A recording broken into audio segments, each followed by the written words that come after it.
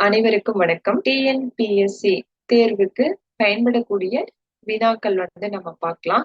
இது தேர்வு நோக்குல எப்படியெல்லாம் வினாக்கள் வரும் அப்படிங்கிறத நம்ம இன்னைக்கு பார்க்கலாம். இந்த வினாக்கள் எப்படி கேட்கக்கூடிய முறைகள் அப்படின்னு சொல்லும் போது, நேரடி வினாக்கள், அதாவது கூற்று வினாக்கள், கூற்று காரணம், இவற்றில் எது சரியானவை, இவற்றில் எது தவறானவை, இதை தேர்ந்தெடுங்க, அல்லது தவறானவற்றை பொருத்தி காட்டுக அல்லது பொருத்துக.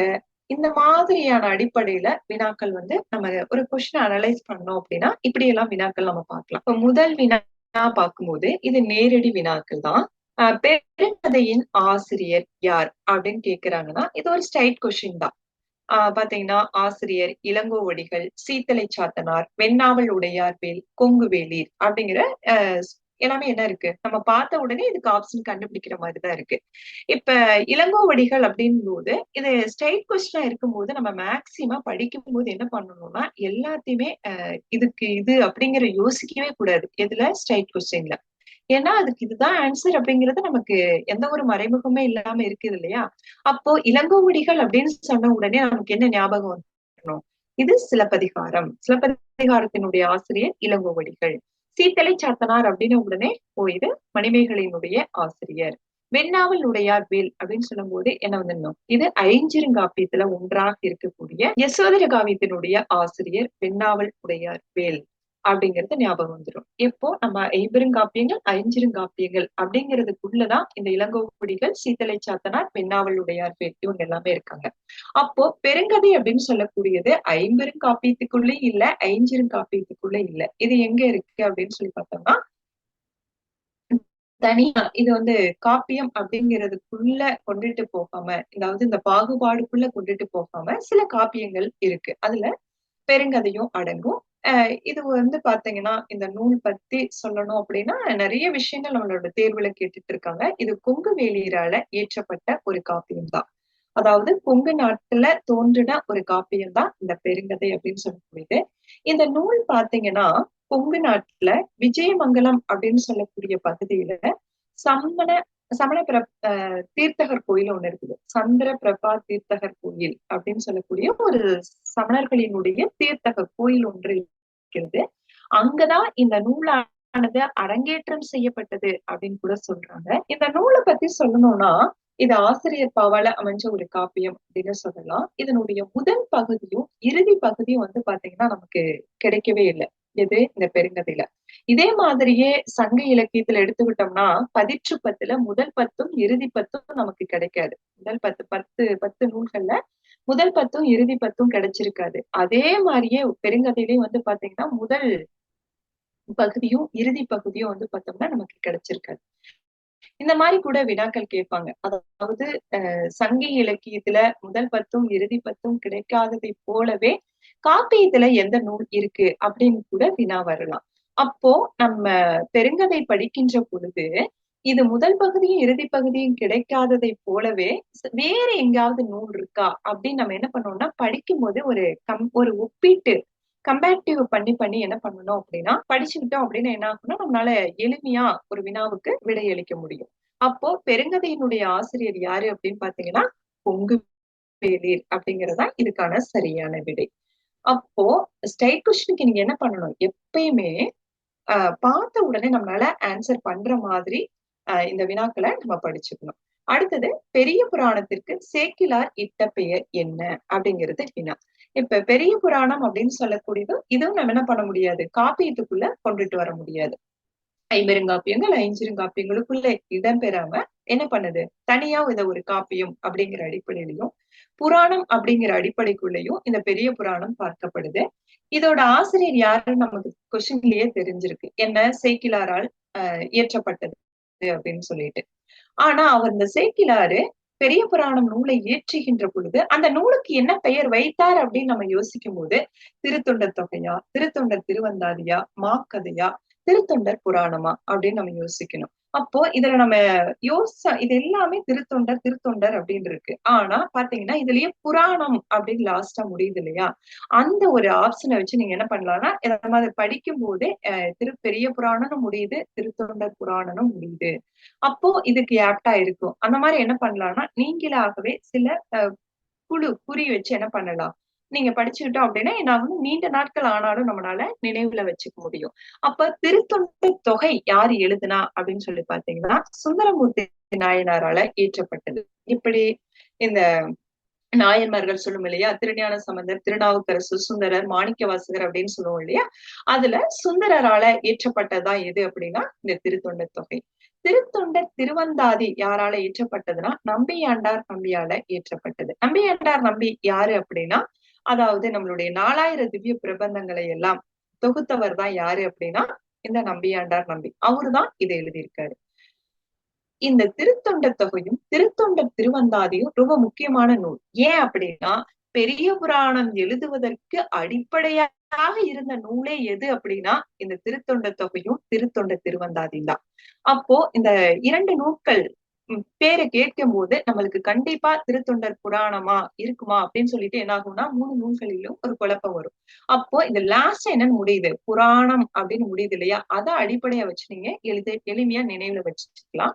அடுத்தது மாக்கதை அப்படின்னு கொடுத்திருக்காங்க. இந்த மாக்கதை அப்படின்னு சொல்லக்கூடியது நம்ம முதல் வினா பார்த்தோம் இல்லையா, பெருங்கதை அப்படிங்கிற ஒரு நூல் பார்த்தோம், கொங்குவெளியரால இயற்றப்பட்டதுன்னு பார்த்தோம் இல்லையா, அந்த பெரிய பெருங்கதையினுடைய வேறு பெயர் தான் என்ன அப்படின்னா இந்த மாக்கதை அப்படின்னு சொல்லக்கூடியது. சரிங்களா, அப்ப மாக்கதை அப்படிங்கிறது அப்போ பெரிய புராணத்திற்கு சேக்கிழார் இட்ட பெயர் அப்படிங்கிறது ரொம்ப சுத்தி வளைச்சு கேட்கப்பட்ட வினாக்கள் எல்லாம் கிடையாது, ஸ்ட்ரைட்டாவே கேட்கப்பட்ட ஒரு வினாக்கள் தான். இந்த மாதிரி வினாக்கள் ஸ்ட்ரைட் வினாவா வரும். இன்னும் நம்ம பார்த்தோம்னு பாத்தீங்கன்னா வினா எத்தனை வகைப்படும் அப்படின்னு எடுத்துக்கிட்டோம்னா இது இலக்கண அடிப்படையில வருது. வினா எத்தனை வகைப்படும், விடை எத்தனை வகைப்படும். இப்ப விடைனா 8 வகைப்படும் சொல்லுவோம். அதே மாதிரி வினா எத்தனை வகைப்படும், 6 வினா, 6 வகையா என்ன பண்ணலாம் வினாக்களை நம்ம வகைப்படுத்தலாம் அப்படிங்கிறது நமக்கு தெரிந்த விஷயம்தான். இதை என்ன பண்ணலாம், அறிவினா, அரியா வினா, ஐய வினா, கொழல் வினா, கொடை வினா, ஏவல் வினா அப்படின்னு என்ன பண்ணலாம், ஒரு 6 வகை இருக்குதுங்கிறது நம்ம படிச்ச விஷயம். இதை நீங்க எப்படி படிச்சுக்கணும் அப்படின்னா உள்ள படிக்கணும் அப்படின்னா அறிவினானா என்ன, அறியாவினானா என்ன அப்படிங்கறதும் என்னதான் டைரக்ட் கொஸ்டின் தான். அதையும் நம்ம என்ன பண்ணணும், ரொம்ப டீப்பா படிச்சுக்கணும். அடுத்தது வேற்றுமை உறுப்புகள் எத்தனை வகைப்படும், இதுவும் இலக்கண வினாதான். இப்ப வேற்றுமை அப்படின்னு எடுத்துக்கிட்டோம்னா அது எத்தனை வகை அப்படின்னு பார்த்தோம்னா 8 வகையான வேற்றுமை இருக்கு. அப்போ ஐ, ஆல், கு, இன், அது, கண். அப்ப 6 வேற்றுமை தானே வருது, எங்க 8 வேற்றுமை இருக்கு அப்படின்னு யோசிக்க கூடாது. ஏன்னா நம்ம படிக்கும் போதே அதை விரிவா தான் படிச்சிருப்போம். முதல் வேற்றுமைக்கும் 8ஆம் வேற்றுமைக்கும் என்ன இல்ல, உருபு இல்லை அப்படிங்கிறத நம்ம படிச்சுதான் இருப்போம். அப்போ மொத்த வேற்றுமை உருபுகள் எத்தனை அப்படின்னு சொல்லி எடுத்துக்கும் போது பாத்தீங்கன்னா மொத்தம் 8 இருக்கு. அதுல முதல் வேற்றுமைக்கும் 8ஆம் வேற்றுமைக்கும் உருபுகள் இல்லை அப்படின்னாலும் வேற்றுமை உறுப்புகள் மொத்தம் 8 இருக்கு. முதல் வேற்றுமை பாத்தீங்கன்னா எழுவாய் வேற்றுமை அப்படின்னும், 8ஆம் வேற்றுமை விழி வேற்றுமை அப்படின்னு சொல்லியும் அழைக்கப்படும். ஓகேங்களா, இதெல்லாமே என்னது ஒரு ஸ்ட்ரைட் கொஸ்டின் தான். அடுத்தது திருக்குறளில் ஒரே பெயரில் இருமுறை வரக்கூடிய அதிகாரம் எது அப்படின்னு சொல்லி கேக்குறாங்க. அப்போ நம்மளுக்கு 133 அதிகாரத்துல ஒரே அதிகாரம் 2 முறை எப்படி வந்திருக்கு அப்படின்னு யோசிச்சோம்னா இந்த குறிப்பறிதல் அப்படின்னு சொல்லக்கூடிய அதிகாரம் மட்டும் பாத்தீங்கன்னா 2 முறை இடம்பெற்றிருக்கும். ஒண்ணு பாத்தீங்கன்னா அதாவது திருக்குறள்ல அறத்துப்பால், பொருட்பால், இன்பத்துப்பால் அல்லது காமத்துப்பால் அப்படின்னு 3 வகையா பிரிப்போம் இல்லையா, இதுல இந்த பொருட்பால்ல 71வது அதிகாரத்திலையும் அதே மாதிரி இன்பத்துப்பால்ல 110வது அதிகாரத்திலையும் இந்த குறிப்பறிதல் அப்படின்னு சொல்லக்கூடிய அதிகாரம் 2 இடத்துல நம்ம வந்திருக்கிறத பார்க்கலாம். பொருட்பால பாத்தீங்கன்னா அரசர்கள், அமைச்சர்கள் இவங்களுடைய உள்ள குறிப்பு குறிப்பு அப்படின்னாவே என்ன, மறைமுகமாக ஏதோ ஒன்றை சுட்டி சொல்றதுதான் குறிப்பறிதல்னு சொல்லுவோம். அப்போ அரசர்கள், அமைச்சர்கள் இந்த மாதிரி இருக்கக்கூடிய அவங்களுக்கு குறிப்பால ஒன்றை சுட்டி காட்டுற மாதிரியான அதிகாரம் பொருட்பாலையும், இன்பத்துப்பால்ல பாத்தீங்கன்னா இன்பத்துப்பால் முழுக்க முழுக்கவே தலைவன் தலைவியை பற்றி பேசக்கூடியது அப்படின்னு நமக்கு தெரியும். அப்ப காதலர்களினுடைய உணர்வுகளை வெளிப்படுத்துற மாதிரி எது அமைஞ்சிருக்கு அப்படின்னு பாத்தீங்கன்னா இந்த 110வது அதிகாரம் அமைஞ்சிருக்கும்.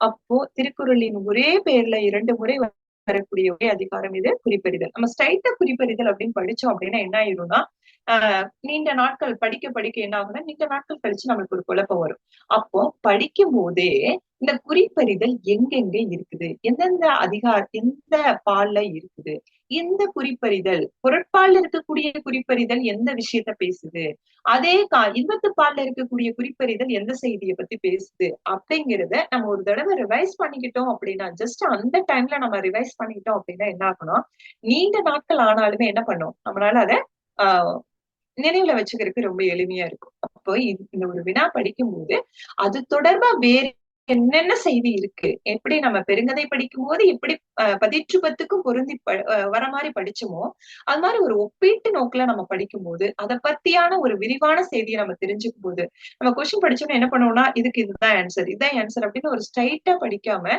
அதை பத்தியான ஒரு நாலேஜ் என்ன பண்ணணும், அதை பத்தியான ஒரு குறிப்போட நம்ம படிச்சுக்கும் போது என்ன பண்ணணும்னா, நீண்ட நாட்களுக்கு நிறைய விஷயங்கள் நமக்கு தெரியும், நீண்ட நாட்களுக்கு நம்மளுக்கு நினைவுலயும் இருக்கும். அடுத்து வேணா பார்க்கலாம். தமிழில் முதல்ல எழுந்த பரணி எது அப்படின்னு கேட்டிருக்காங்க. பரணி இலக்கியம் அப்படின்னு சொன்னாவே எங்க வரும்? அதாவது நாயக்கர்களுடைய காலகட்டத்துல என்ன ஆகுது, 13, 14ஆம் நூற்றாண்டு நாயக்கர்களுடைய காலகட்டத்துல தோன்றின சிற்றிலக்கியங்கள்ல தான் எங்க இருக்கு இந்த பரணி அப்படிங்கிறது இருக்கு.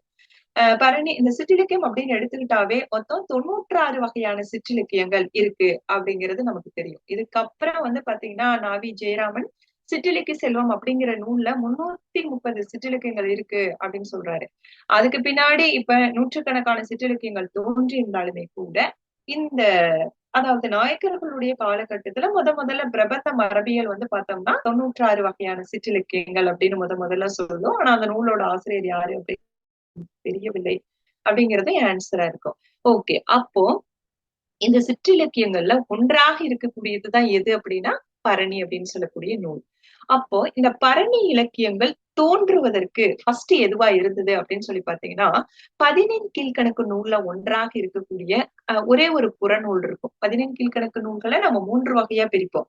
அறநூல், அகநூல், புறநூல் அப்படின்னு பிரிப்போம். அற இலக்கியம் 11ம், அக இலக்கியம் 6ம், புற இலக்கியம் 1 இருக்கும் அப்படின்னு நமக்கு தெரியும்.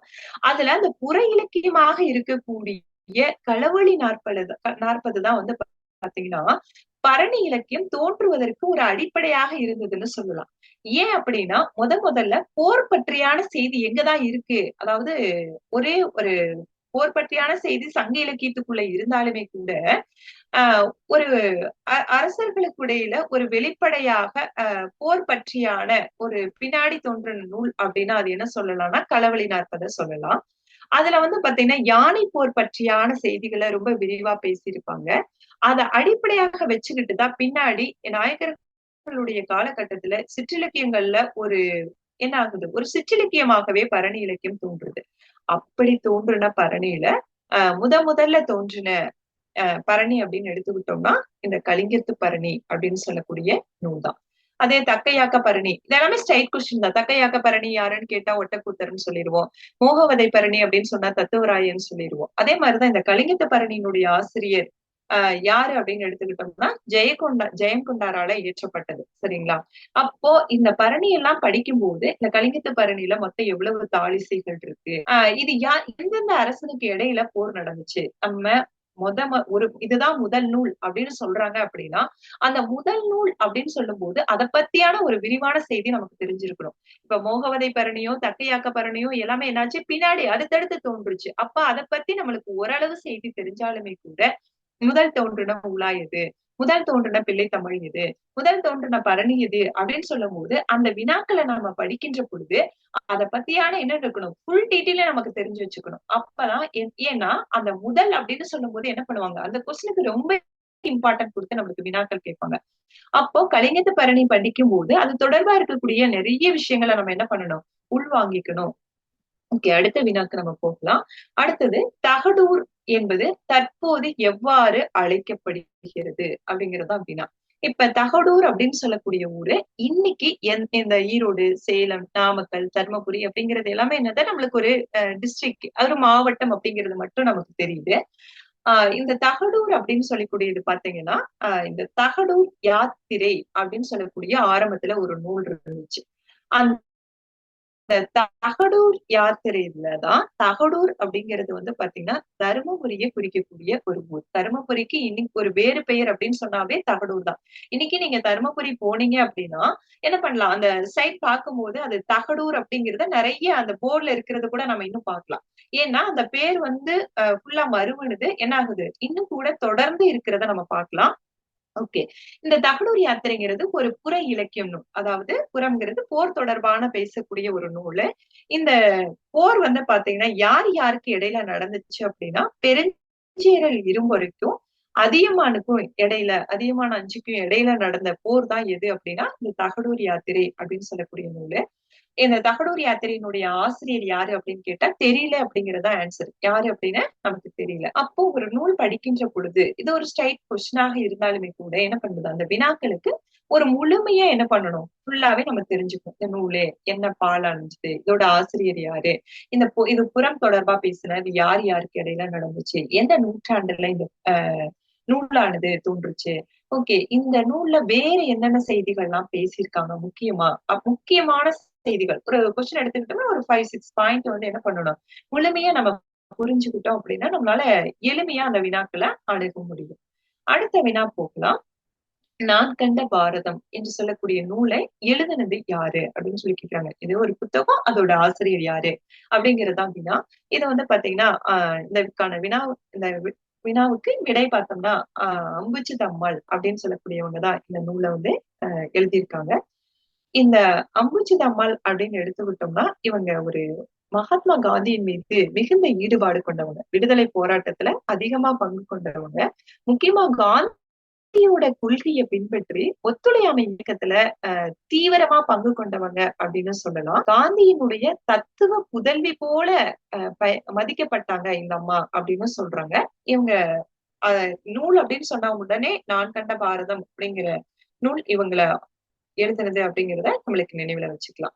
அடுத்தது இக்கால ஔவையார் என்று அழைக்கப்படுபவர் யார்? நம்ம ஔவையார் அப்படின்னு சொன்னவங்களே என்ன பண்ணலாம், ஒரு 4, 5 ஔவையார்கள் இருந்தாங்க. சங்க இலக்கியம், சங்கம் அறிவிய காலகட்டத்தில எல்லாம் இருந்தாங்க அப்படின்னு சொல்லி பார்க்கிறோம். அதுல முக்கியமா ஆத்திச்சூடியினுடைய ஆத்திச்சூடி, மூதுரை அப்படின்னு சொன்ன உடனே என்ன சொல்லலாம், ஔவையார் அப்படின்னு நம்ம பார்த்துட்டு இருக்கோம். ஆனா இக்கால ஔவையார் அப்படின்னு சொல்லி எடுத்துக்கிட்டோம் அப்படின்னா அவங்க யாரு அப்படின்னா அசலாம்பிகை அம்மையார் அப்படிங்கிறவங்கதான் இக்கால அம்மையார் அப்படின்னு சொல்லி அழைக்கப்படுறாங்க. இவங்க வந்து பாத்தீங்கன்னா சிறு வயதிலேயே, இளம் வயதிலேயே விதவை கோலமா இருக்கக்கூடிய சூழ்நிலையில கூட அதுக்கப்புறம் நிறைய இலக்கிய இலக்கணம் இந்த நூல்களை எல்லாம் படிச்சு ஒரு தமிழ் அறிஞராகவே மாறினாங்க அப்படின்னு சொல்லலாம். அவங்கதான் இந்த அசலாம்பிகை அம்மையார் அப்படின்னு சொல்லக்கூடியவங்க.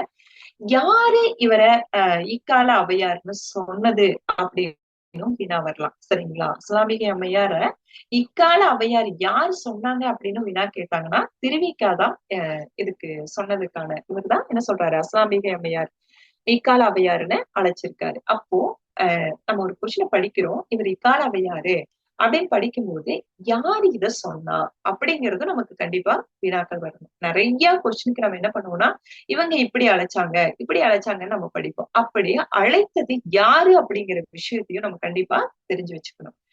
என்ன பண்ணலாம், அப்ப இந்த மாதிரியும் வினாக்கள் வரும் அப்படிங்கிற ஒரு அனலைஸ்ல நீங்க எப்படியும் என்ன பண்ணணும், படிக்கணும். அடுத்து பாத்தீங்கன்னா தொகை நிலை தொடர் எத்தனை வகைப்படும்? இப்ப தொடர் அப்படின்னு சொன்னாவே என்னது, ஒரு சென்டென்ஸ் நம்ம தொடர் அப்படின்னு சொல்றோம். அந்த தொகை நிலை தொகா நிலை அப்படின்னு நம்ம என்ன பண்ணலாம், 2 வகையா பிரிப்போம். அதுக்குள்ள போய் தொகைநிலை தொடர் எத்தனை வகைப்படும் அப்படின்னு கேட்டிருக்காங்க. ஆனா இது உள்ளதானே போய் கேட்டிருக்காங்க அப்படின்னு கிடையாது. இதுவும் என்னதான் ஒரு நேரடியான வினாக்களாகத்தான் இருக்கு. இது வந்து பாத்தீங்கன்னா தொகை அப்படின்னாவே என்னது, மறைந்து வருவது, தொக்கி வருவது அப்படின்னு நம்ம சொல்லலாம். தொகை அப்படின்னா என்னது, வெளிப்படையாக வருது. இப்ப வேற்றுமை உறுப்புகள்லாம் வந்து பாத்தீங்கன்னா நேரடியாகவே வந்துச்சு அப்படின்னா ஆஹ் அவன் நாளைக்கு ஊருக்கு செல்வான் அப்படின்னு சொல்லும் போது என்ன ஆகுது, ஊருக்கு அப்படின்னு சொல்லும் போது 4ஆம் வேற்றுமை உறுப்பு என்ன இருக்குது, வெளிப்படையாகவே வந்துருச்சு.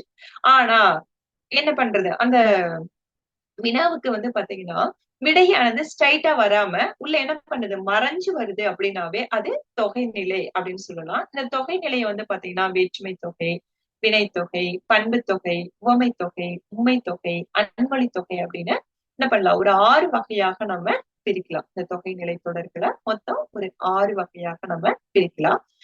நம்ம படிக்கும் போது என்ன பண்ணணும், வேற்றுமை தொகைனா என்ன, வினை தொகைனா என்ன, பண்பு தொகைனா என்ன, உவமை தொகைனா, உண்மை தொகை, அன்மொழி தொகைனா என்னங்கிறதையும் நம்ம விரிவா படிச்சுக்கணும். இதெல்லாம் மறைமுகமான கொஸ்டின் கிடையாது, எல்லாமே ஸ்ட்ரைட் கொஸ்டின் தான். இதுக்கு இதுதான் ஆன்சர் அப்படின்னு சொல்லிட்டு என்ன பண்ணணும், ஃபுல்லாவே நம்ம தெரிஞ்சுக்கணும். இன்னொன்னு, தொகை அப்படின்னா மறைந்து வருதல், தொகா அப்படின்னா என்னது, வெளிப்படையாக வருதல். அந்த வினாக்களை நாங்க என்ன பண்ணணும், நம்ம நல்லா உள்வாங்கிக்கிட்டு அத புரிஞ்சு படிச்சுட்டா என்ன பண்ணிடும்னா, நீண்ட நாட்கள் ஆனாலுமே கூட எந்த மாதிரி வினாக்கள் கேட்டாலும் நம்மளால என்ன பண்ண முடியும், ரொம்ப எளிமையாக அதற்கு விடையளிக்க முடியும்.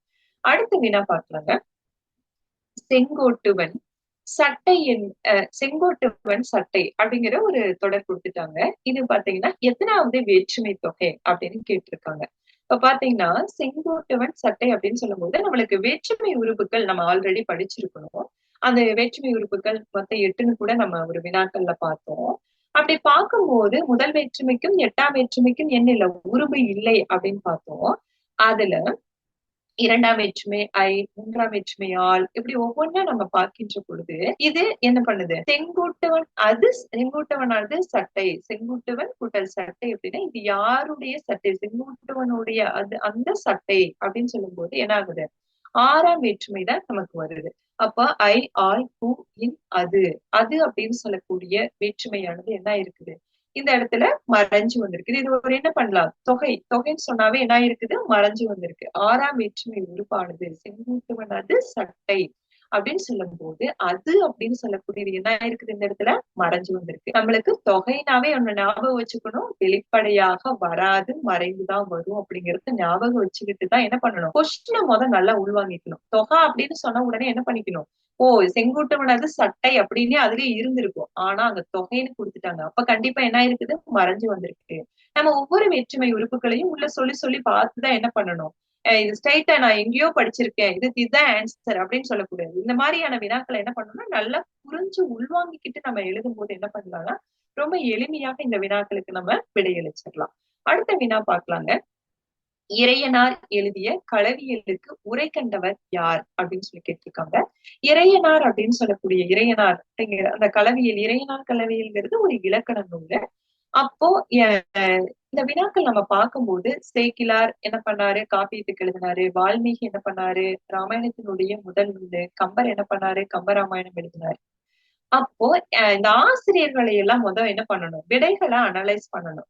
இது சேக்கிலார் அப்படின்னு சொல்லக்கூடிய ஒரு இலக்கியத்துக்குள்ள வராரா, கம்பர் இலக்கியத்துக்குள்ள வர்றாரா, வால்மீகி இலக்கியத்துக்குள்ள வராரா, நக்கீரர் எங்க வராரு அப்படின்னு பார்க்கும்போது என்ன ஆகும் நமக்கு, ஓ இதெல்லாம் இலக்கண ஆசிரியர்கள், இவங்க எல்லாம் இலக்கிய ஆசிரியர்கள் அப்படிங்கிறத நம்ம வினையிலேயே என்ன பண்ணணும், கொஞ்சம் அனலைஸ் பண்ணி பார்க்கணும். அப்படி பார்க்கும்போது இந்த நக்கீரனார் அப்படின்னு சொல்லக்கூடிய ஒரு எங்க வருவாரு, இவர் ஒரு உரையாசிரியர் அப்படிங்கிறது நமக்கு வரணும்.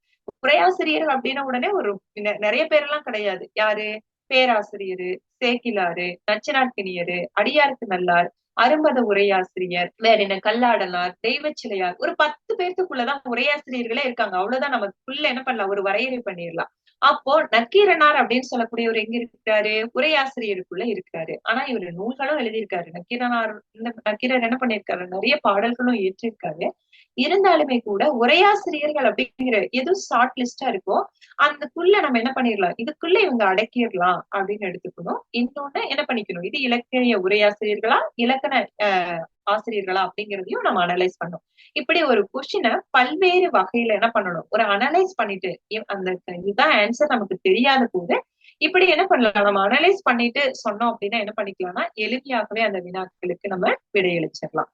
அடுத்து பாத்தீங்கன்னா கதை மாந்தர்கள் தொடர்பா எப்படி எல்லாம் வினா கேட்பாங்க அப்படின்னு சொல்லி பாத்தீங்கன்னா, ஒரு நூல் இருக்கு அப்படின்னா அந்த புத்தகத்துக்கோட ஆசிரியர் யாரு அப்படின்னு கேட்டுட்டாங்கன்னா என்ன பண்ணிடலாம், இது ஒரு ஸ்ட்ரைட் வினா அப்படின்னு சொல்லிட்டு நம்ம உள்ள போயிடலாம். ஆனா அந்த வினாவுக்கு என்ன பண்றாங்க, அந்த புத்தகத்துக்குள்ள போயிட்டு அதோட கேரக்டர் அடிப்படையில நம்ம கேட்கறதுக்கும் வாய்ப்புகள் அதிகமா இருக்கு. இப்ப சூசையப்பரை தலைவராக கொண்டு பாடப்பட்ட நூல் எது அப்படின்னு கேட்டாங்கன்னா, அப்ப சூசையப்பர் அப்படின்னு சொல்லக்கூடியது என்ன பண்ணணும், கொஸ்டினை ஃபர்ஸ்ட் அனலைஸ் பண்ணணும். இது சூசையப்பருங்கிறது சைவ இலக்கியத்துக்குள்ள வருமா, வைணவ இலக்கியத்துக்குள்ள வருமா, இஸ்லாமிய இலக்கியத்துக்குள்ள வருமா, கிறிஸ்துவ இலக்கியத்துக்குள்ள வருமா அப்படிங்கறத அதை பார்த்த உடனே என்ன பண்ணிக்கணும், நம்ம ஒரு அனலைஸ் பண்ணிக்கணும். ஏன்னா நம்ம நிறைய நூல்களை படிச்சதுக்கு அப்புறம் தான் அந்த தேர்வு எழுத போறோம். அப்ப அந்த பேரை கேட்ட உடனே இந்த என்ன பண்ணலாம், இந்த பெயர்களை நம்ம ஆல்ரெடி என்ன பண்ணிருக்கிறோம், கேள்விப்பட்டிருப்போம் கண்டிப்பா. அப்போ சீரா புராணம் அப்படின்ன உடனே நமக்கு என்ன தோணுது? இது ஒரு இஸ்லாமிய இலக்கிய நூல். குமரப்புலவரால இயற்றப்பட்ட இஸ்லாமிய இலக்கிய நூல் அப்படின்னு நமக்கு தெரியும். பரமார்த்த குறுக்கதை அப்படின்னு சொன்ன உடனே என்ன ஞாபகத்துக்கு வருது? தமிழ்ல முதல்ல தோன்றின ஏளன இலக்கிய நூல் அப்படின்னாவே பரமார்த்த குருதான். யாரு? வீரமாமுனிவரால இயற்றப்பட்டது. அடுத்தது மனோன்மணியம் அப்படின்னா உடனே என்ன ஞாபகத்துக்கு வருது? தமிழ்ல முதல்ல படிக்கிறதுக்காக எழுதப்பட்ட ஒரு நாடகம், ஒரு செய்யுள் அடிப்படையில எழுதப்பட்டது. எல்லாமே எப்படி இருக்குன்னா உரைநடையில இருக்கும்.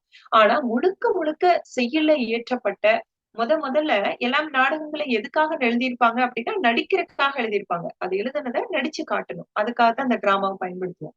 ஆனா முதல்ல படிக்கிறதுக்காக மட்டுமே எழுதப்பட்ட ஒரு நாடகம் அப்படின்னா அது தேப்போ மீனாட்சி சுந்தரனால எழுதப்பட்ட மனோன்மணியம் மனோன்மணியம் சுந்தரனாரால இயற்றப்பட்டதுதான் இந்த மனோன்மணியம் அப்படின்னு சொல்லக்கூடிய நாடக நூல். அப்போ அடுத்தது வந்து பாத்தீங்கன்னா தேம்பாவணி. தேம்பாவணி அப்படின்னு சொல்லும் போது சூசையப்பர் அப்படின்னா உடனே நமக்கு கிறிஸ்துவர் அப்படிங்கிறது ஞாபகம் வச்சுக்கணும்.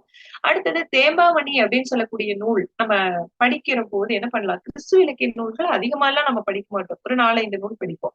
அதே மாதிரி இஸ்லாமிய இலக்கிய நூலும் என்னதான் படிப்போம்? குறைவாகத்தான் படிப்போம். ஆனா தமிழ் இலக்கிய நூல்கள் சைவம் வைணவம் அதிகமா படிப்போம். அப்ப இந்த கொஸ்டினை பார்த்த உடனே நம்ம எதெல்லாம் இதுல சூசையப்பர், இதுல எது கிறிஸ்துவ இலக்கியம் அப்படிங்கிறத நம்ம பார்க்கணும். தேம்பாவணி அப்படின்னு சொல்லக்கூடியது கிறிஸ்துவ இலக்கிய நூல். இது யார் எழுதுனா? குமரப்புலவரால வீரமாமுனிவரால இயற்றப்பட்டது. தேம்பாவணி அப்படின்னு சொன்ன உடனே யார் எழுதப்பட்டது? கிறிஸ்துவ யாரு? வீரமாமுனிவர். அதாவது கான்ஸ்டன்ட் ஜோசப் பெஸ்கி அப்படின்னு சொல்லக்கூடியவரு என்ன பண்றாரு? ஆஹ் இவர் ஒரு தமிழகத்துக்குள்ள எதுக்கு வராரு அப்படின்னு சொல்லி பாத்தீங்கன்னா போர்ச்சுகீசியராக இருந்தாலுமே தமிழகத்துக்குள்ள கிறிஸ்துவ மதத்தை பரப்புறதுக்காகத்தான் இவங்க வராங்க. யாரு? வீரமாமுனிவர், ஜியு போப்பு, தத்துவ போதகர், இவங்க எல்லாமே வருவாங்க. இவங்க என்ன பண்றாங்கன்னா இங்க தமிழகத்துக்குள்ள வந்ததுக்கு அப்புறமா ஆஹ் தமிழ கற்றுக்கொண்டதோட மட்டும் இல்லாம என்ன பண்றாங்க?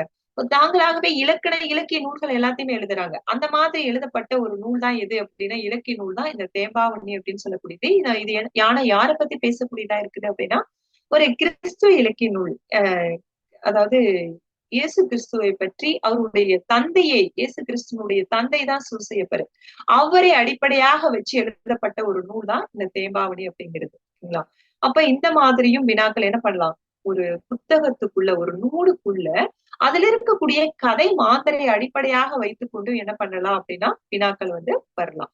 அடுத்து வந்து பாத்தீங்கன்னா இலக்கண கொஸ்டின்லயே இந்த தொல்காப்பியத்துல நம்ம பார்ப்போம். எங்க மரபியல்ல பார்ப்போம். 27 தொல்காப்பியத்துல மொத்தம் 27 அதிகாரம், சொல்லதிகாரம், பொருளதிகாரத்துக்குள்ள மரபியல் அப்படிங்கிறதுக்குள்ள வந்து பாத்தீங்கன்னா ஆஹ் அதாவது நம்மளுடைய 6 அறிவு உயிர்களை பத்தியும் அவர் கொடுத்திருப்பாரு. அது நூற்பாவிலேயே கொடுத்திருப்பாரு. செய்யுள் வடிவிலேயே நம்ம பார்க்கலாம்.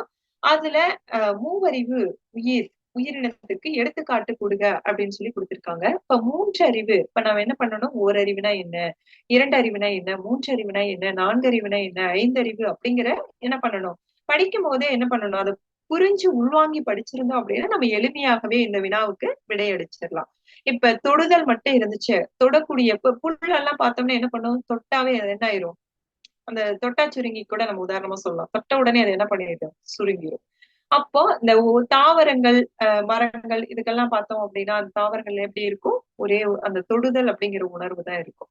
அடுத்தது சுவைத்தல் அப்படிங்கிற இரண்டாவது ஒரு அதுக்கான அறிவு இருக்கு அப்படின்னு சொல்லி பாத்தீங்கன்னா இதுல நத்தை வந்து பாத்தீங்கன்னா அது தொட்டும் அதோட சேர்த்து என்ன பண்ணும்னா அதுக்கு சுவைத்தல் அப்படிங்கிற ஒரு அறிவு, அந்த உணர்வு அதுக்கு இருக்கும். அடுத்து வந்து பாத்தீங்கன்னா மூன்றறிவு அப்படிங்கும் போது தொடுதல், சுவைத்தல், அதோட என்ன பண்ணணும்னா அத வாசத்தை நுகரக்கூடிய அந்த அறிவும் வரும். மூன்றாவது அறிவு அப்படின்னு சொல்லக்கூடியது. அப்போ இதுல எதுக்கு அந்த மாதிரியான இருக்கு அப்படிங்கறத நம்ம கண்டுபிடிக்கணும். அடுத்தது நான்கறிவு அப்படின்னு என்ன பண்ணும்? அது கண்ணால பார்க்கக்கூடியதாகவும் இருக்கும். சரிங்களா? அப்போ என்ன பண்ணலாம்? தும்பிக்கை கண்ணு பார்க்கக்கூடியது இருக்கு, நண்டும் பார்க்கும். அப்ப இதெல்லாம் எங்க போயிரும்? நாலறிவுக்குள்ள போயிரும்.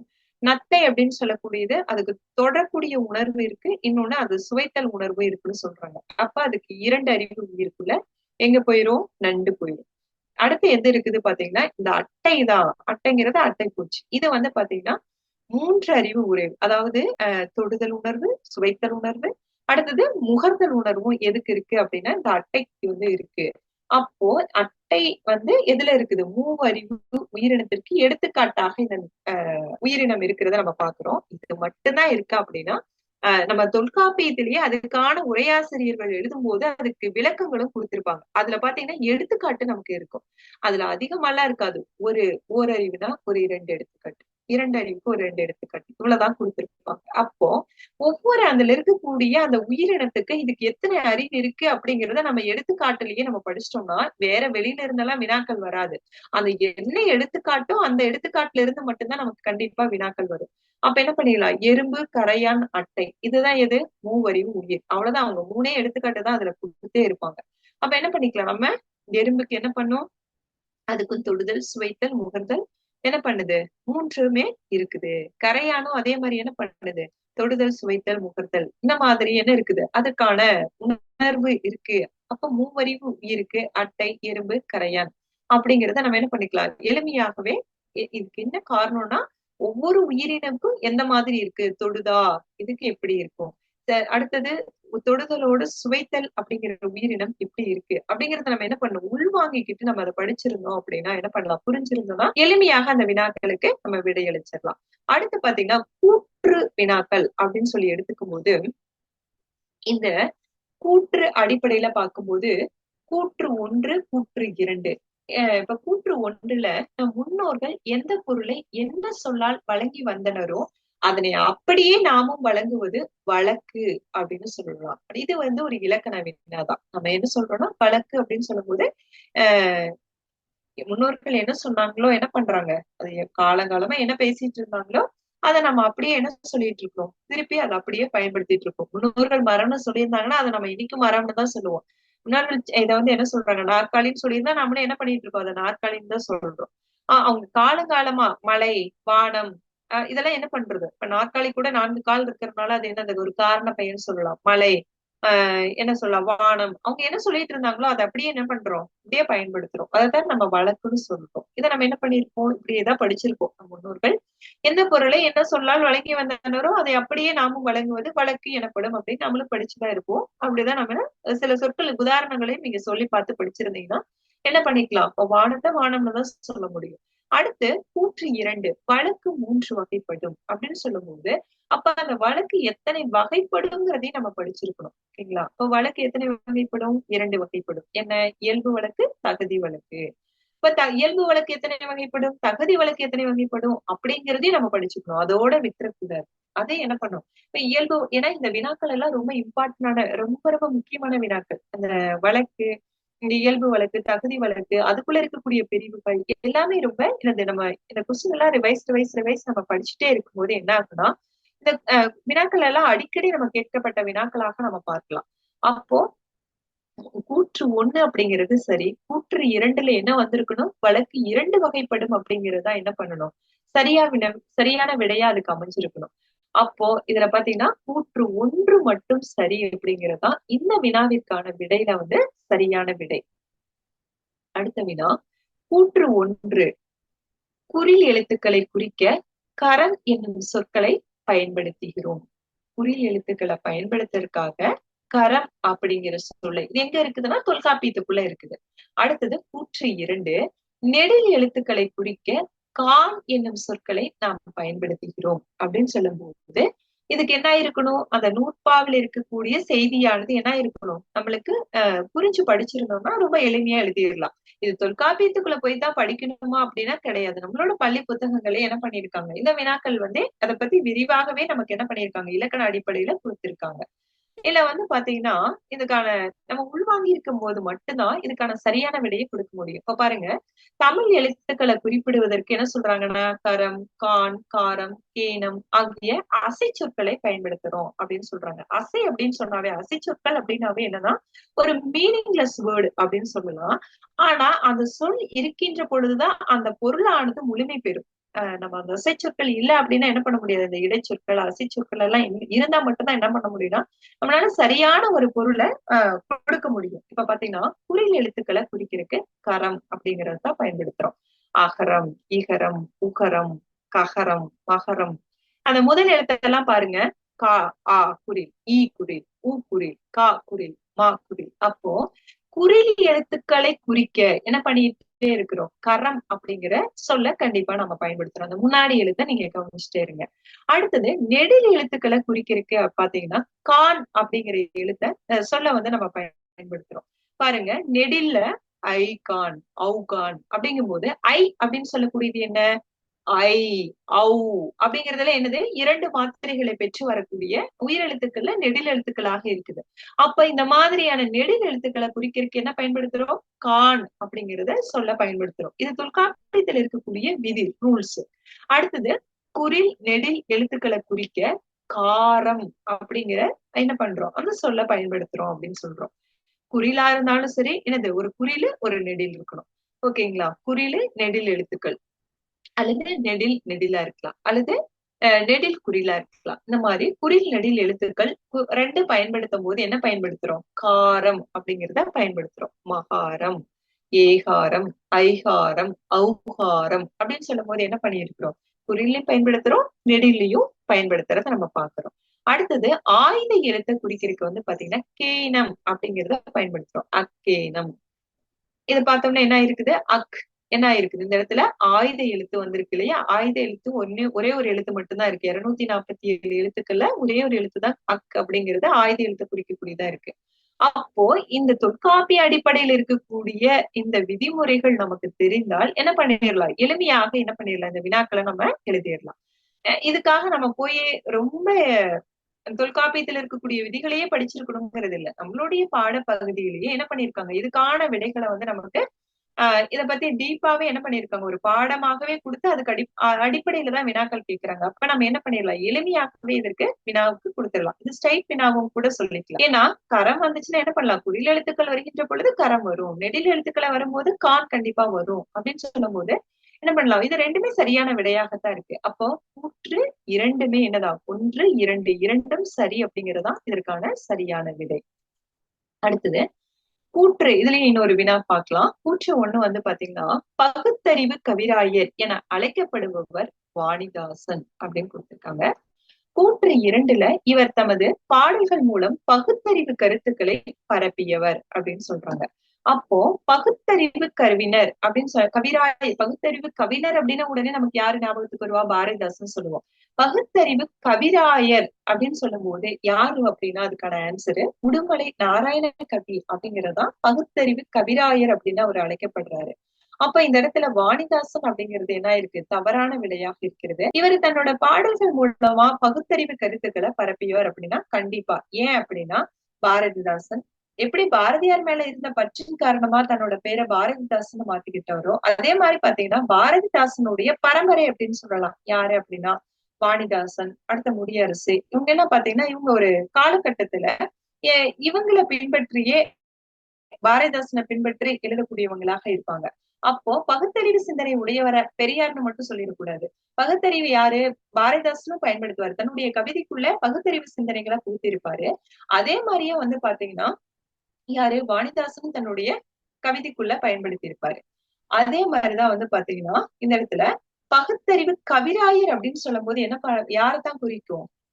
உடுமலை நாராயண கவியை தான் குறிக்கும். அப்ப கூற்று 1 அப்படிங்கிறது நம்ம என்ன பண்ணணும்? பகுத்தறிவு கவிராயர்.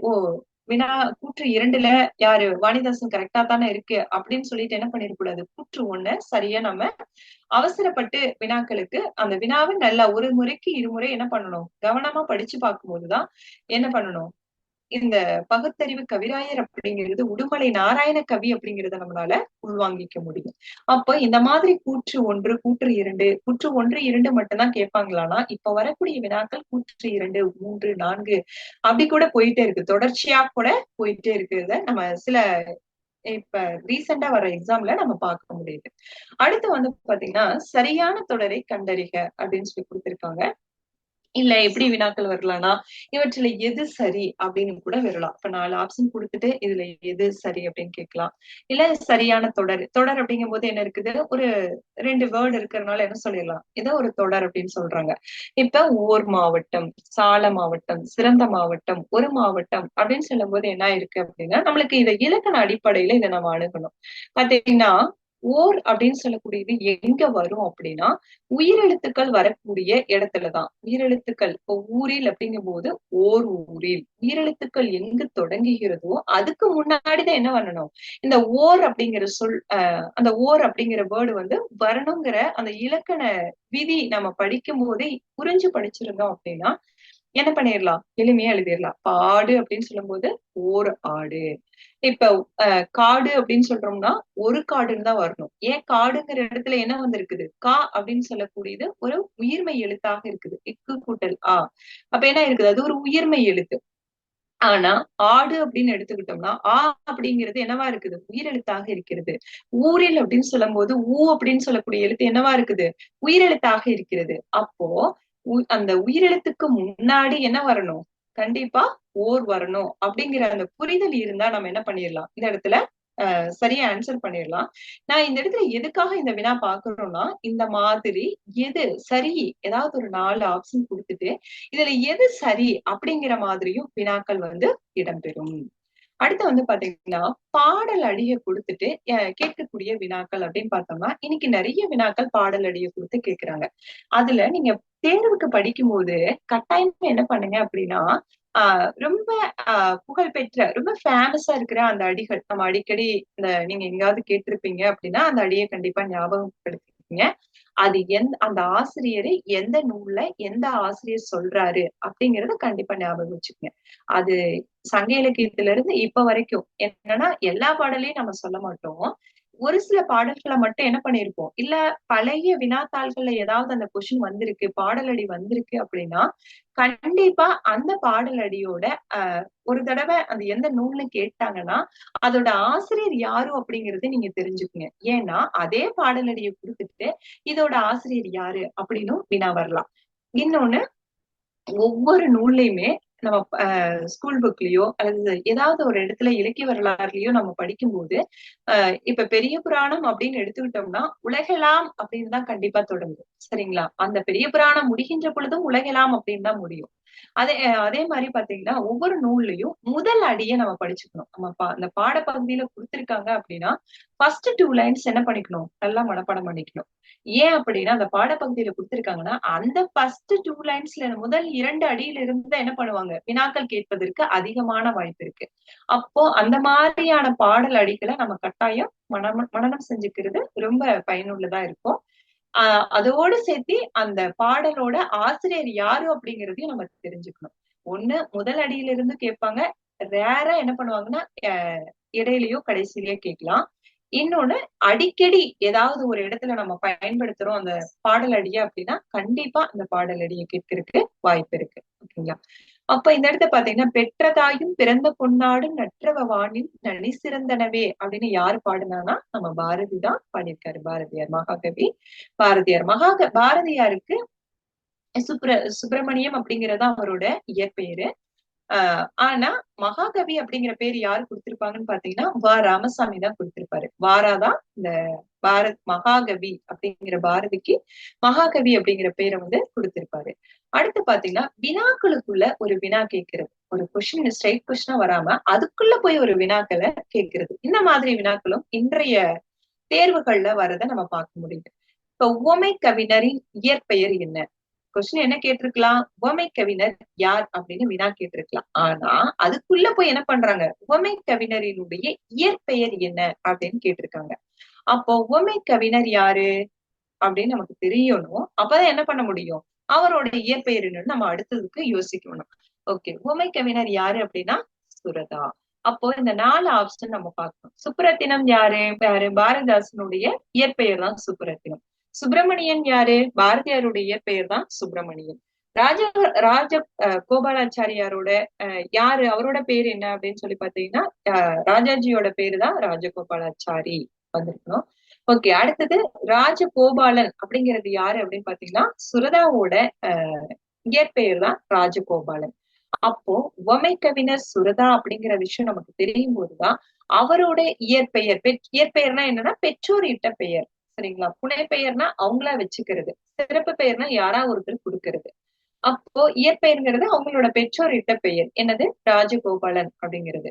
அடுத்து பாத்தீங்கன்னா இந்த வினா ரொம்ப உள்ள போய் இல்ல அப்படின்னாலும் கொஞ்சம் மேலோட்டமான வினாதான். கமகப்பிரியா என்ற சிறப்பு பெயருடன் அழைக்கப்பட்டவர் யார்? இந்த இடத்துல நான் ஆப்ஷன்ல யாரோ ஒரு பெண்ணோட பேர் கொடுத்திருந்தோம் அப்படின்னு நம்ம என்ன பண்ணுவோம்னா கண்டிப்பா அந்த ஆசிரியர் பேரை விட்டுட்டு பெண் ஆசிரியர்கள் தான் நம்ம பார்ப்போம். ஏன்னா அதுல பேர் எப்படி இருக்கு? கமக பிரியான்னு இருக்கு. அப்போ இது வந்து பாத்தீங்கன்னா யாருன்னா கண்ணதாசனோட சிறப்பு பெயர் தான். அதாவது அழைக்கப்பட்ட ஒரு பெயர் தான் என்ன அப்படின்னா கண்ணதாசனோட கமக பிரியா அப்படிங்கிறது. சரிங்களா? சிறப்பு பெயர்ங்கிறது மற்றவர்கள் கொடுக்கக்கூடியது. இயற்பெயர் அப்படிங்கிறது பெற்றோர் இட்ட பெயரு. புனைப்பெயருங்கிறது அவங்களா வச்சுக்கிறது. இப்ப பாரதி பாத்தீங்கன்னா செல்லிதாசன் மேல இருக்கக்கூடிய பற்றின் காரணமாக தன்னோட பேரையே செல்லிதாசன் வச்சுக்குவாரு. சரிங்களா? செல்லி அப்படின்னு சொல்லிட்டு என்ன பண்ணுவாரு? ஆங்கில கவிஞர் செல்லியினுடைய கவிதைகள் மேல ரொம்ப பற்று இருக்கிறதுனால என்ன பண்ணுவாரு? செல்லிதாசன் அவரே வச்சுக்குவாரு. நிறைய ஆசிரியர்கள் இதழ்கள் ஜேர்னல் எழுதும் போது அவங்கள ஒரு என்ன பண்ணுவாங்க? ஒரு புனைப்பெயரை வச்சுட்டு அவங்களாகவே எழுதுவாங்க. அந்த மாதிரி இருக்கிறதுக்கு பேரு புனைப்பெயர்.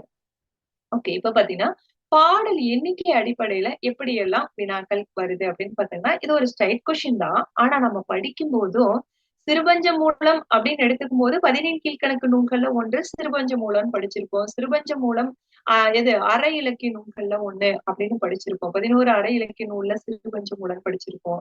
சிறுபஞ்ச மூலத்தினுடைய ஆசிரியர் காரியாசன் அப்படின்னு படிச்சிருப்போம். ஆனா அதுல எவ்வளவு பாடல்கள் இருக்கு அப்படிங்கறத நம்ம பார்க்கணும். மேக்சிமம் எல்லாமே 100 இல்ல 500, 400 இந்த மாதிரி. இப்ப நான் இந்த மாதிரி 500, 100 அப்படின்னா 500ன்னு வந்துரும். 4 அடியார் அப்படின்னா 400ன்னு வந்துரும்.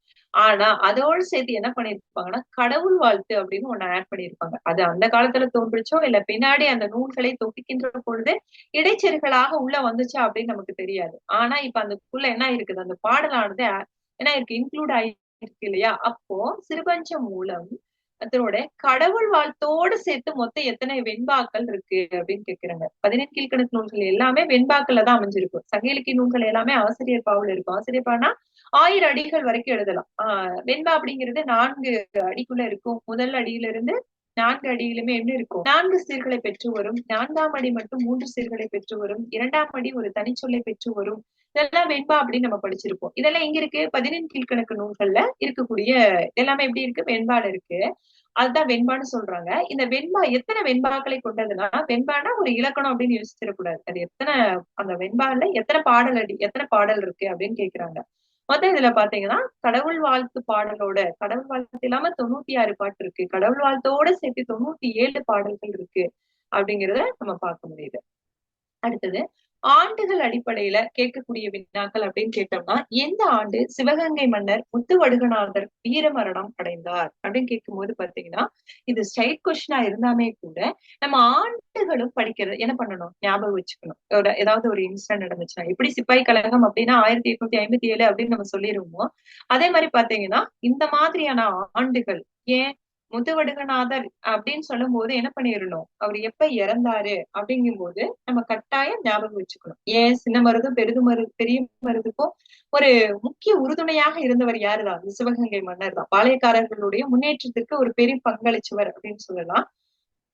அப்போ இவர் எந்த ஆண்டு வீர மரணம் அடைந்தார் அப்படிங்கும் போது 1782. நம்ம படிக்கின்ற பொழுது ஆண்டுகளையும் என்ன பண்ணணும் நினைவுல வச்சுக்கணும் அப்படிங்கறது தெரியுது. அடுத்தது பொருந்தாததை கண்டறிக. நம்ம ஆல்ரெடி என்ன பார்த்தோம்னா இதுல எது சரியானது எது பொருந்தி வருது அப்படின்னு ஒரு வினா பார்த்தோம். இந்த இடத்துல என்ன கொடுத்திருக்காங்கன்னா இதுல 4 ஆன்சர் இருக்கு. இதுல ஒண்ணு வந்து ஆப்டா இல்ல அப்படிங்கறத நம்ம புரிஞ்சுக்கணும். சான்றாண்மையை தாங்கும் தூண்களில் பொருந்தாதது எது அப்படின்னு கேக்குறாங்க. இப்போ சான்றாண்மை அப்படிங்கும் போது என்ன இருக்கணும் அங்க அன்பு இருக்கணும், நாணம், பிறருக்கு உதவுதல் அப்படிங்கிறது எல்லாமே எதுக்குள்ள வருது அப்படின்னா இந்த சான்றாண்மைக்குள்ள வருது. ஒழுக்கம் அப்படிங்கிறது மட்டும் என்ன ஆகுது அதுக்குள்ள அந்த பொருள் அடிப்படையில அது மீனிங்லெஸ்ஸா வருது அப்படிங்கிறத நம்ம உள்வாங்கிக்கணும். அதே மாதிரி பாத்தீங்கன்னா வெப்பு, சிலம்பு, பொறுப்பு, வனப்பு அப்படிங்கிற சொல்ல கொடுத்துட்டு இதுல எந்த சொல்லு வந்து பொருந்தல அப்படின்னு கேட்டிருக்காங்க. அப்போ வெப்புனாலும் சிலம்புனா கால் இருக்கிற சிலம்பு மட்டும் கிடையாது. அதாவது ஒரு வெப்புனா மலைன்னு தெரியும். சிலம்பு அப்படிங்கிறதுக்கு மலைங்கிற ஒரு மீனிங் இருக்குது அப்படிங்கறத நம்ம புரிஞ்சிருக்கணும். பொறுப்புனா மலை நமக்கு தெரியும். அப்ப வனப்பு அப்படின்னு சொல்லும் போது தொல்காப்பியர் சொல்லக்கூடிய 8 வகையான வனப்புல ஒண்ணு வருது. வனப்பு அப்படிங்கிறதுக்குள்ள அழகு அப்படிங்கிற மீனிங்குள்ள வருது. அப்ப இது மீனிங் நமக்கு புரிகின்ற பொழுது என்ன பண்ணிடலாம் இதை நம்ம கண்டுபிடிச்சிடலாம். அப்ப இது என்னது, இதெல்லாம் பொருந்தாதது. இதே இன்னும் பாத்தீங்கன்னா வன்தொடர் குற்றியலுகரத்துக்கு பொருந்தாதது எது? இப்ப நம்ம குற்றியலுகரம் அப்படின்னு எடுத்துக்கிட்டோம்னா 6 வகையான குற்றியலுகரம் இருக்கு நமக்கு தெரியும். அதுல வன்தொடர் குற்றியலுகரம்னா என்ன, மென்தொடர் குற்றியலுகரம்னா என்ன, இடைத்தொடர் குற்றியலுகரம் என்ன என்ன அப்படிங்கறத நம்ம விரிவா படிச்சிருக்கோம். அப்ப வன் அப்படின்னு சொன்ன உடனே என்ன ஆயிருக்கும், கண்டிப்பா அதுல வன் எழுத்துக்கள் தான் வரும். க, ச, ட, த, ப, ர, அந்த 6 எழுத்துக்குள்ளதான் கண்டிப்பா உள்ள இருக்கும். அப்போ குற்றியல் உகரம்னா என்னன்னு தெரிஞ்சிருக்கணும் இல்லையா? அப்ப குற்றியல் உகரம்னா என்ன இருக்கும், லாஸ்டா உகரம் பெற்று வரும். அதாவது என்ன ஆகும், தூ, பூ, ட்ரூ, தூ, பத்து, பூ, பற்று, பந்து அப்படிங்கும் போது எல்லாமே என்ன இருக்கு, இதுக்கு முதல்ல இது குற்றியல் உகர சொல்லா அப்படிங்கறத கண்டுபிடிக்கணும். ஏன் அப்படின்னா இதை பொருந்தாதுன்னு கேட்டாங்க இல்லையா? அப்ப இது குற்றியல் உகர சொல்லா அப்படிங்கறத நம்ம யூகித்துக்கணும். அடுத்து என்ன பார்க்கணும் அப்படின்னா, இது வன் தொடர் குற்றியல் உகரத்துக்கு பொருந்தாதுன்னு சொல்லிட்டாங்க. அப்ப இதுல எதெல்லாம் வன்தொடர் இருக்குன்னு பார்க்கணும். தூக்கு முன்னாடி என்ன இருக்கு, இத்து. ட்ரூக்கு முன்னாடி இற்று. பூக்கு முன்னாடி இப்பு. அப்ப இது எல்லாமே என்ன எழுத்துக்கள், வல்லின எழுத்துக்கள். அப்போ இது எல்லாமே வல்லித்தொடர் குற்றியலுகரத்துக்குள்ள வரும். தூக்கு முன்னாடி என்ன இருக்குன்னு பாருங்க, பந்துல தூக்கு முன்னாடி இந்து இருக்கு. அப்ப இந்து என்ன எழுத்து, வெள்ளின எழுத்து. அப்ப இது எங்க வந்துடும், வெள்ளின குற்றியலுகரத்துக்குள்ள வந்துடும். அப்ப இது பொருந்தாது. அப்படி நம்ம என்ன பண்ணலாம், இந்த மாதிரி எது பொருந்தி வருதுன்னு பாருங்க. அப்புறமா எது பொருந்தாதுங்கிற ஆன்சருக்காக அந்த லாஸ்ட் நம்ம யோசிக்கணும். அடுத்தது காட்டை குறிக்கக்கூடிய வேறு பெயர்களில் பொருந்தாதது எது அப்படின்னு சொல்லி கேட்டிருக்காங்க. அப்ப காடு அப்படிங்கிறக்கும் போது நம்மளுக்கு இதுல என்னன்னா, நம்ம பாடல் அடியில இது படிச்சிருப்போம். அப்படி படிக்கும் போது ஸ்கூல் புக்குக்குள்ளேயே என்ன பண்ணிருப்பாங்கன்னா, இதுக்கான பொருள் எல்லாமே நம்ம கொடுத்திருப்பாங்க. இது புதுசா நம்ம போய் ஒண்ணு தேடி படிக்கிறதுலாம் கிடையாது. நம்ம என்ன புக்ல படிக்கிறோமோ அதுக்குள்ள இருந்தா வினாக்கள் வந்திருக்கு. அப்போ வல்லை, வியல், வயல், வல்லைன்னா ஒரு அடர்ந்த காடு, வியல், கான் அப்படிங்கிறது எல்லாமே, கான்னா காடுன்னு நம்ம படிச்சிருப்போம். வியல் அப்படிங்கிறது மட்டும் என்ன இருக்கு, கொஞ்சம் டிஃப்ரெண்டா இருக்கு. அப்போ இந்த வல்லை, வியல், கான் அப்படிங்கிறது எல்லாமே எதை குறிக்கக்கூடியதாக இருக்கிறது, காட்டை குறிக்கக்கூடியதாக தான் இருக்குது. கொம்பு அப்படின்ன உடனே நம்ம என்ன பண்ணிடலாம், காட்டை கண்டிப்பா குறிக்காது. இந்த மரத்தோட என்ன பண்ணலாம், கொம்பு குறிக்கலாம். இல்ல இல்ல ஏதாவது உயிரினங்களோட அந்த கொம்ப குறிக்கிற மாதிரி வரலாம். இந்த மாதிரி என்ன பண்ணலாம், நம்ம கொஞ்சம் அதை பார்த்த உடனே என்ன பண்ணிக்கலாம், கொஞ்சம் டிஃப்ரெண்டா இருக்கு அப்படின்னு சொல்லிட்டு நம்மளால யோசிக்க முடியும். அப்ப இந்த மாதிரி பொருந்தாத அடிப்படையில கேட்கும் போது எதெல்லாம் பொருந்தி வருது அப்படின்னு பார்த்துட்டு அடுத்தது என்ன பண்ணலாம், இதெல்லாம் பொருந்தாது அப்படின்னு சொல்லிட்டு நம்ம யூகிச்சுக்கலாம். அடுத்து பாத்தீங்கன்னா, பாரதியார் எழுதிய உரைநடை இலக்கியங்கள்ல பொருந்தாதது எது அப்படின்னு கேட்டிருக்காங்க. அப்போ இதுல எதெல்லாம் பொருந்தி வரும்னு பார்க்கணும். ஞானரதம், சந்திரிகையின் கதை, தராசு அப்படிங்கிறது எல்லாமே என்ன நூல் அப்படின்னு பாத்தீங்கன்னா, இது எல்லாமே உரைநடை நூல்கள் தான். பாரதி என்ன எழுதியிருக்காரு, கதை எழுதியிருக்காரு, கவிதை எழுதியிருக்காரு, சிறுகதை எழுதியிருக்காரு. அதே மாதிரி என்ன பண்ணியிருக்காரு, இதழ்களுக்கு பங்காற்றிருக்காரு, உரைநடை எழுதியிருக்காரு, கட்டுரை எழுதியிருக்காரு. இப்படி ஒரு கலை களஞ்சியமாக இருக்கக்கூடியதுல இவர் ஒரு முக்கியமான ஆத்தர் இல்லையா பாரதியாரு. இந்த மாதிரி முக்கியமான ஆத்தர்களாக இருக்கும்போது அவங்க என்னென்ன நூல்லாம் எழுதியிருக்காங்கிறது கண்டிப்பா நம்ம தெரிஞ்சுக்கணும். இப்ப யாராவது ஒரு நூல் 2 நூல் அப்படின்னா உடனே நம்ம என்ன பண்ணலாம், ரொம்ப எளிமையா ஞாபகம் வச்சுக்கலாம். ஆனா இவர் பாத்தீங்கன்னா எல்லாத்து பக்கங்களும் தன்னுடைய கால்களை பதிச்சிருக்கிறதுனால அப்போ என்ன பண்ணணும், அந்த நூல்களை படிக்கும் போதே பாரதி அப்படிங்கிறது ஒரு முக்கியமான கவிஞர் அப்படிங்கும் போது எல்லாத்துலயுமே கவிதை எழுதியிருக்காரு. ஓகே, அப்போ ஞான ரதம் அப்படின்னு ஒண்ணு எழுதியிருக்காரு. இப்போ கவிதை, பாரதி அப்படின்னாவே ஒரு கவிதை அப்படிங்கறதா நம்மளோட ஆழ் மனதுல பதிஞ்சிருக்கு. அதை தாண்டி இவர் உரைநடைக்குள்ளேயும் என்ன பண்ணிருக்காரு, எந்த மாதிரி எல்லாம் பங்காற்றி இருக்கும் போது அந்த நூல்களை படிக்கும் போது என்ன பண்ணணும், அப்படி ஒரு பிரிவாக நம்ம என்ன பண்ணணும், பிரிச்சு படிச்சுக்கணும். இப்போ ஞானரதம், சந்திரிகையின் கதை, தராசு அப்படிங்கிறது எல்லாம் என்னன்னா உரைநடை நூல்கள். அப்போ உரைநடை இலக்கியத்துல பொருந்தாது அப்படிங்கிற வினாவை நல்லா பார்க்கணும். உரைநடை அப்படிங்கிற பார்த்த உடனே ஞான ரதம் அப்படின்னு எழுதி வச்சிருக்க கூடாது, இதுல ஏதாவது ஒரு ஆன்சர் இருக்கே அப்படிங்கிறதுக்காக. அப்ப பொருந்தாது அப்படின்னு சொல்லும் போது பாஞ்சாலி சபதம், அப்ப கண்ணன் பாட்டு, குயில் பாட்டு, பாஞ்சாலி சபதம் அப்படின்ன உடனே நம்ம பாரதியார் பத்தி படிச்சிருக்கோம்.